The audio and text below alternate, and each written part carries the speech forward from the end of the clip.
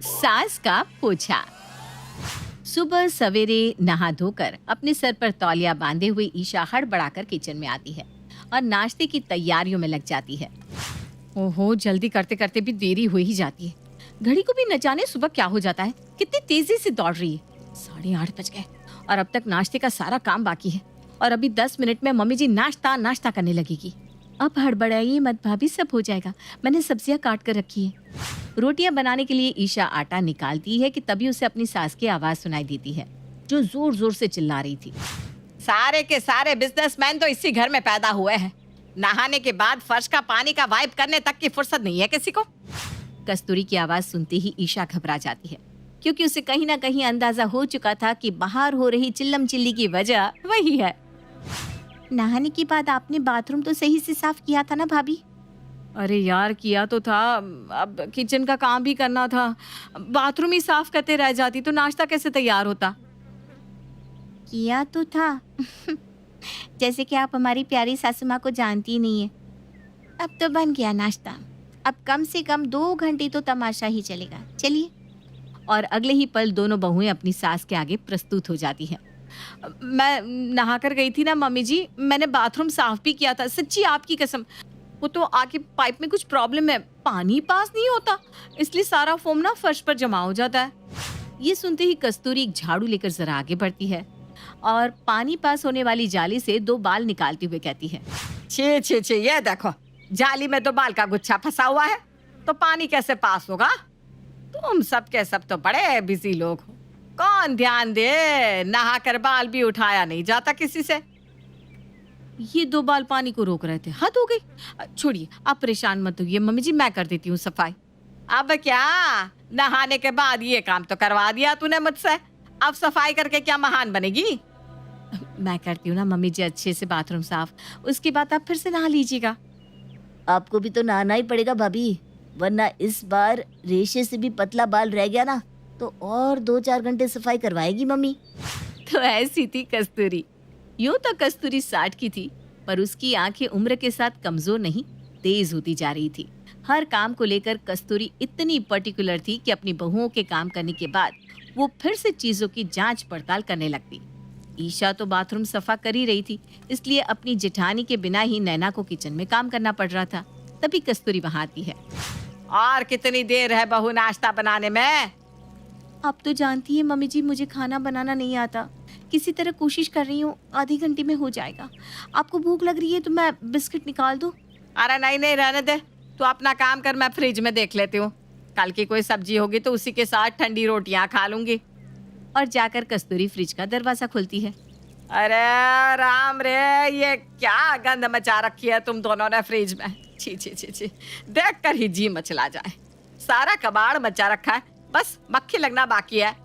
तू नाश्ते का काम छोड़, पहले इधर आकर फ्रिज की सफाई कर। अपनी एक बहू को कस्तूरी बाथरूम साफ करने में लगा देती है, दूसरी को फ्रिज, और खुद पोछा लेकर पूरे घर की सफाई करनी शुरू कर देती है। बताओ, ये लड़की यहाँ कहती है हमने पोछा कर लिया, ये पोछा किया है, दूसरी बार पोंछने पर भी पानी इतना काला होता जा रहा है। फिर कहती है मम्मी जी अब बेकार ही पोछा लेकर घूमती रहती है। अरे भाई, ऐसी सफाई करोगी तो पोछा लेकर घूमना पड़ेगा ना मुझे। और अपने बेटों के ऑफिस जाने के टाइम पर कस्तूरी एक बाल्टी पानी और पोछा लेकर घर के हॉल में पोछा करने लगती है। इतना ही नहीं, वो सभी को उनके कमरे से बाहर निकलने से भी मना कर देती है। और तभी अपने कमरे के दरवाजे पर खड़ा प्रेम अपनी माँ को आवाज लगाते हुए कहता है, और कितनी देर तक तुम्हारा पोछा चलेगा मम्मी? पिछले 1 घंटे से गेट पर खड़ा हूँ, अब अगर 1 मिनट भी और देरी हुई ना तो मेरी हाफ डे की सैलरी कट जाएगी मम्मी। तेरी माँ सुनने वालों में से नहीं है बेटा, हाफ नहीं पूरी सैलरी कटेगी आज तो। तभी अपने कमरे की खिड़की से नितिन कहता है, हैं? मैं तो सुबह की संग्राम देखकर ही समझ गया था कि आज तो ऑफिस छूटेगा, इसीलिए मैंने तो पहले ही वर्क फ्रॉम होम ले लिया। Mummy please. अरे मम्मी मम्मी मत क्या कर, एक तो आज मैंने देर से पोछा मारना शुरू किया है, उसमें भी तुम लोग शोर मचा रहे हो। इतना गंदा घर है, अभी मुझे वक्त लगेगा। मैं छलांग मारकर चला जाऊंगा मम्मी, फर्श पर पैरों के निशान भी नहीं बनेंगे, जरा भी दाग नहीं होने दूंगा, पक्का मम्मी। ज्यादा तेज मत बन, जैसे तेरी पत्नी आधा आधा घंटा कहकर पिछले 3 घंटे से नाश्ता बना रही है, वैसा ही काम तू भी कर देगा। और मुझे फिर से पोछा करना शुरू करना पड़ेगा। अरे जो करना है जल्दी करो भाग्यवान। एक तो सुबह से नाश्ता नहीं किया, ऊपर से तुम्हारा पोछा। अरे जल्दी निपटाओ तो मैं बाहर आकर चाय पीऊं। कस्तूरी के पोछा करने की आदत के कारण नाश्ता तैयार करने के बाद भी नैना रसोई में फंसी रह जाती है और ईशा बाथरूम में, और नितिन, प्रेम और मोहनलाल अपने अपने कमरों में। कस्तूरी की इस सफाई की आदत से सभी परेशान हो चुके थे, पर उसकी आदत तो बदलने का नाम ही नहीं ले रही थी। और इसी तरह कस्तूरी हाथ में पोछा लिए कभी घर का कोई हिस्सा साफ करती रहती तो कभी कोई। फिर एक दिन अपनी एनिवर्सरी पर ईशा अपनी माँ को फोन कर अपने घर इनवाइट करती है। आज मैं और नैना मिलकर इडली डोसा बना रहे हैं मम्मी, तुम और पापा भी आ जाओ ना। भगवान करे दामाद जी और तेरी जोड़ी हमेशा सलामत रहे बेटा। मेरा आशीर्वाद तो यहीं से तेरे साथ है, पर तू ना मुझे अपने घर आने मत बोल। तेरी सास बाप रे बाप, सफाई की दीवानी, अलग ही परेशान करके रखती है। पिछली बार कैसे तेरे घर पर मैंने रात गुजारी थी मुझे याद है। अच्छा तो रुकना मत ना मम्मी, बस खाकर चले जाना, प्लीज आओ ना मम्मी। और ईशा की लगातार जिद करने से सुषमा मान जाती है और शाम को सुषमा और महेश अपनी बेटी के ससुराल पहुंचते हैं। अपने पापा मम्मी को देखते ही ईशा फौरन उनके पास जाती है और उनकी आओ भगत में लग जाती है। आइए मम्मी, आराम से मेरे कमरे में बैठिए। कमरे में? ना ना, वहाँ तेरी सास आकर बिस्तर की चादर ठीक करने लग जाती है। मुझे तेरे कमरे में नहीं जाना, हम यहीं सोफे पर बैठते हैं ना बेटा। और सुषमा और महेश सोफे पर बैठते हैं। अरे समधन जी, आप ही का घर, आराम से बैठिए ना। बहू, अपने पापा मम्मी के लिए चाय नाश्ता तो लेकर आओ।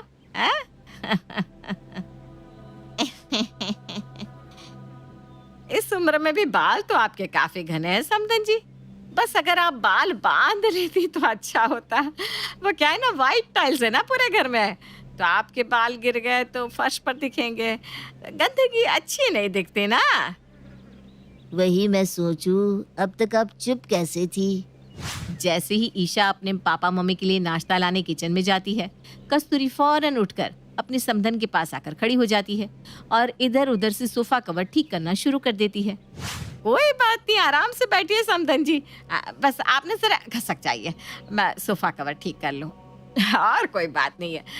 ये क्या हुआ है ना, अभी अभी मैंने सोफा कवर ठीक किया था और तुरंत आप बैठ गई, तो वहीं बैठने से जरा सी ना सलवटे आ गई है। मतलब आपकी गलती नहीं है इसमें, लोग तो बैठेंगे ही, है ना। कोई बात नहीं समधन जी, हम खड़े हो जाते हैं, आप आराम से सेट कीजिए कवर।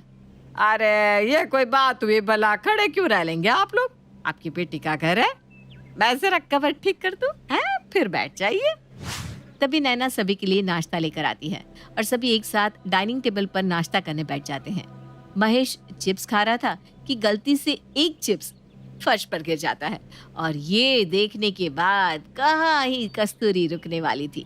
नाश्ता छोड़कर कस्तूरी फर्श पर गिरा चिप्स उठाकर पोछा लगाना शुरू कर देती है।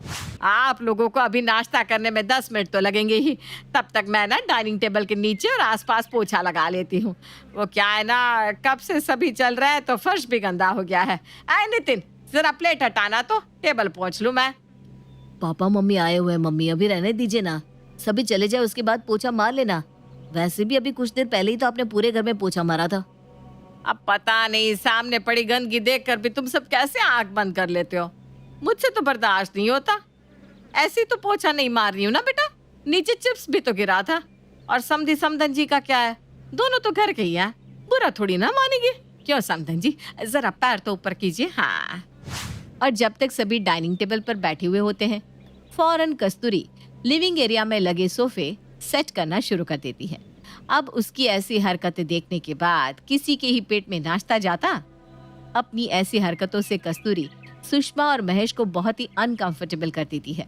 बेटा अब तू खाना क्या लगाएगी, नाश्ता ही बहुत हो गया, कल सुबह इनको जल्दी उठना भी है तो हम निकलते हैं। सुषमा और महेश वहाँ से चले जाते हैं। कौन ही बेटी अपने माँ बाप का अपने ही ससुराल में इंसल्ट बर्दाश्त कर सकती है। तो इस बार अपनी सास की सभी बातें मानने वाली ईशा अपनी सास पर बरस पड़ती है। मुझे बोलना तो नहीं चाहिए मम्मी जी, पर कहती हूँ, सारा दिन तो आप पोछा लेकर हमारी किस्मत की रेखाएं पोंछती रहती हैं। आज मेरी शादी की सालगिरह के दिन तो रुक जाती। औरत जब तक खुद बहू रहती है तो सास को गाली देती है, और जब खुद सास बन जाती है तो बहू को जितना तंग करना हो सके करती रहती है। दिन भर हम आपके झाड़ू पोछा के कारण अपने सारे काम छोड़कर सिर्फ घर में सफाई करने में लगे रहते, पर उससे भी आपके कलेजे में शांति नहीं पड़ी। आपने कितनी इंसल्ट की मेरे पापा मम्मी की, दोनों को भूखा ही जाना पड़ा। 2 मिनट चैन से पानी तक नहीं पी पाए मेरे पापा। अरे बहू, तेरे मम्मी पापा नाराज होकर थोड़ी ना गए, वो तो तेरे पापा को सुबह जल्दी उठना था ना बेटा, इसलिए चले गए दोनों। और सफाई तो अच्छी होती है, मैं तो जो करती हूँ तुम लोगों के भले के लिए करती हूँ, पर तुझे अगर ठीक नहीं लगता तो कल से नहीं करूंगी सफाई, ठीक है? कस्तूरी के मुंह से ये शब्द सुनकर सभी के दिल में ठंडक पड़ जाती है और अपने कहे मुताबिक ना ही कस्तूरी खुद पोछा करती है, ना ही किसी को सफाई पर भाषण देती है। और हर तरफ धूल देखने के बाद भी किसी तरह कस्तूरी खुद को थाम कर बैठी हुई थी कि तभी हड़बड़ाती हुई सुकन्या कस्तूरी के घर आती है। अरे कस्तूरी, कहाँ है तू? क्या हुआ सुकन्या, तू भागी भागी क्यों आ रही है? सब ठीक तो है ना? इससे पहले कि सुकन्या कुछ कह पाती, कस्तूरी की नजर सुकन्या की चप्पलों पर पड़ती है। हे भगवान, तू चप्पल पहनकर घर के अंदर आ गई। यहाँ मैं सफाई कर करके परेशान हूँ और तू। अरे वो तो जिस दिन से तू पैदा हुई है सफाई ही कर रही है, अभी छोड़ दे पोछा। मेरे घर हुआ है लोचा। मेरी दोनों बहुओं ने पूरे घर पर कलेश मचा कर रखा है। किसी भी वक्त दोनों एक दूसरे का सर फोड़ सकती है। जल्दी चल, वो दोनों तेरी बातें मानती है, तू कहेगी तो ये लड़ाई शांत हो सकती है। अरे सवेरे से तेरे घर से चिल्लाने की आवाजें आ रही है। 2 मिनट उन्हें और लड़ने दे, तब तक मैं इस चप्पल के निशान को साफ कर देती हूँ, वरना मेरी ये बहुएं इस दाग पर पैर रखकर आगे चली जाएगी और ये गंदगी पूरे घर में फैल जाएगी। सभी से छुपकर अपने घर पर पोछा लगाने के बाद कस्तूरी सुकन्या के घर जाती है। नेहा, प्रिया, तुम दोनों इतनी समझदार होकर इस तरह कैसे लड़ सकती हो? क्या बात हो गई, मुझे बताओ। मैं क्या बताऊं चाची जी, सब कुछ तो सामने दिख रहा है। शर्म नहीं आया इस बेखुदी को? मेरी साड़ी पहनकर खड़ी हो गई, वो भी लॉन्ड्री की हुई साड़ी थी चाची जी। और तू पिछले महीने जो तूने मेरा सूट पहन लिया था, नया सूट था, टैग भी नहीं हटाया था मैंने। इसमें इन दोनों की गलती नहीं है सुकन्या। अब तेरा घर ही इतना गंदा रहता है तो लोगों के दिमाग में नेगेटिविटी तो आएगी ही। एक काम करो नेहा और प्रिया, बाल्टी लो और चलो मेरे साथ। एक जन किचन साफ करो और हॉल में पोछा लगाओ, और तू सुकन्या के कमरे को साफ करना शुरू कर दे। सुकन्या, फिर देख कैसे तेरे घर का सारा कलेश खत्म हो जाता है। एकदम सही बात है। अगर सभी मिलकर झाड़ू पोछा कर करके ही थक जाएंगे तो लड़ने की ताकत बचेगी किसमें? और कस्तूरी पिछले ही दिन अपनी बहू से किए हुए वादे को भूलकर वापस से अपने पोछे के प्रेम को बिखेरना शुरू कर देती है। और इस बार वो यहीं तक नहीं रुकती और अपनी झाड़ू पोछा के इस ऑब्सेशन को मोहल्ले तक फैलाने लगती है। और अब कस्तूरी के घर वालों के साथ साथ उसके मोहल्ले वाले भी उससे परेशान हो जाते हैं। फिर एक दिन सभी मिलकर किसी तरह कस्तूरी की इस आदत को छुड़वाने के बारे में सोचने लगते हैं, जिस पर अपनी राय देती हुई सुकन्या कहती है। आजकल तो हर चीज का इलाज है बेटा। मेरी बहुएं दिन भर कलेश करती रहती हैं। दोनों को लेकर मैं डॉक्टर के पास जा रही हूँ।